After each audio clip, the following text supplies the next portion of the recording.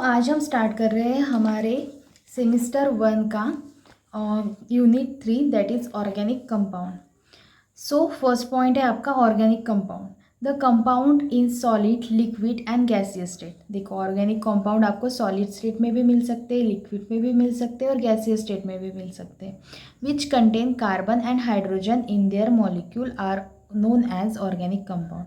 देखो, मतलब ऐसे कंपाउंड जो कार्बन और हाइड्रोजन से बने हुए हैं उसको हम बोलेंगे organic compound. It will may be solid, may be liquid, may be gaseous state. ठीक है, कार्बन और हाइड्रोजन से बनेंगे।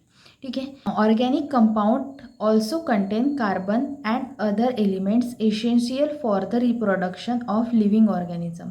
देखो, organic compound also contain carbon and other elements that is essential for the reproduction of living organism. ठीक है, carbon is the main factor as it has 4 electron that can be accommodate 8 electrons in the outermost shell.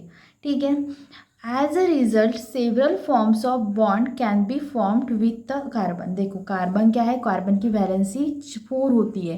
ठीक है, उसके outer most shell में 8 electron होते हैं। ठीक है, इस वजह से वो इजीली किसी के भी साथ रिएक्शंस बना देता है। ठीक है, इसलिए आपका कार्बन जो है वो बहुत ज़्यादा अकोमोडेटेड हुए। ठीक है,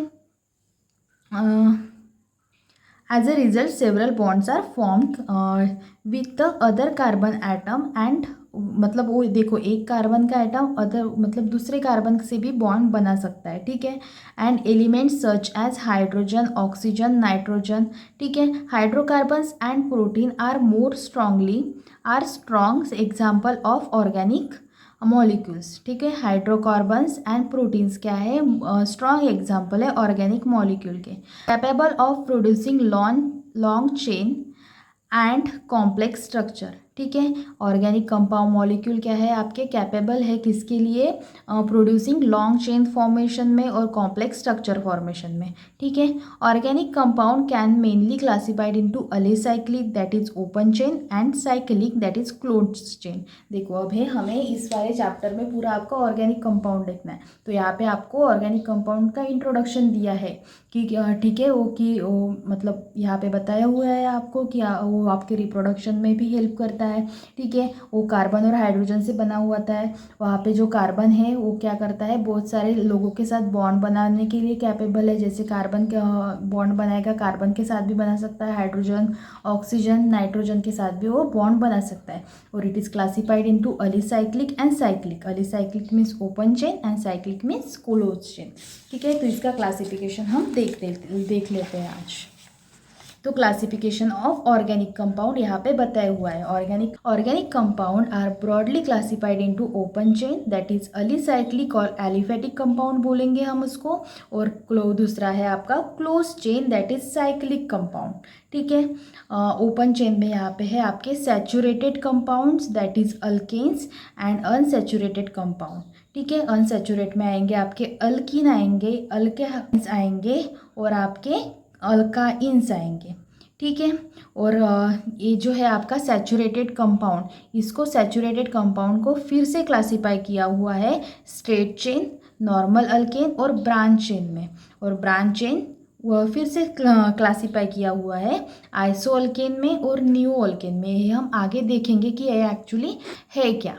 ठीक है, जैसे कि आपके देखो, organic compound classified into aliphatic hydrocarbon, या फिर हम बोल सकते हैं उसको एलिफेटिक कंपाउंड और साइक्लिक कंपाउंड। एलिफेटिक को क्लासिफाई किया हुआ है saturated compound, unsaturated compound. Saturated compound मतलब ऐसे कंपाउंड जिनके बीच में सिंगल बॉन्ड होगा, और अनसैचुरेटेड कंपाउंड मतलब इसके बीच में डबल या फिर ट्रिपल या फिर डबल या फिर ट्रिपल बॉन्ड हो सकता है, जिसमें अल्कीन्स आएंगे आपके और अल्काइंस आएंगे। ठीक है, सैचुरेटेड कंपाउंड को फिर से क्लासिफाई किया हुआ है, मतलब स्ट्रेट चेन है या फिर या ब्रांच चेन है।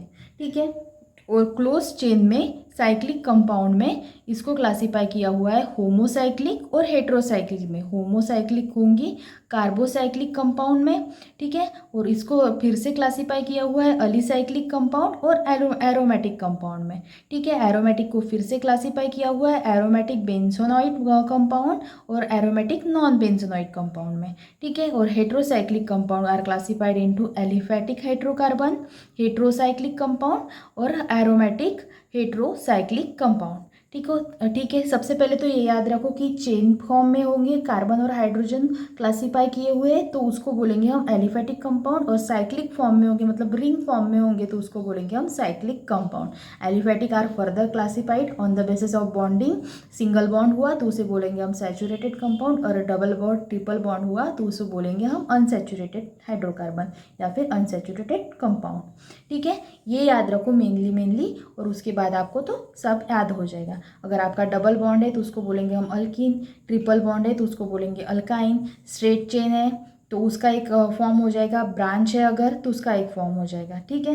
ये हुए आपके सैचुरेटेड और अनसैचुरेटेड। और बाद में है होमोसाइक्लिक और हेट्रोसाइक्लिक। होमोसाइक्लिक में अलीसाइक्लिक आ जाएगा और दूसरा आ जाएगा एरोमेटिक, और इसमें आ जाएगा एलिफेटिक हेट्रोसाइकल और एरोमेटिक हेट्रोसाइकल, ठीक है। इस टाइप से आपके ऑर्गेनिक कंपाउंड को क्लासीफाई किया हुआ है। अभी आगे हम अच्छे से पढ़ेंगे कि एक एक पॉइंट क्या है, ठीक है। So this is our classification of organic compound.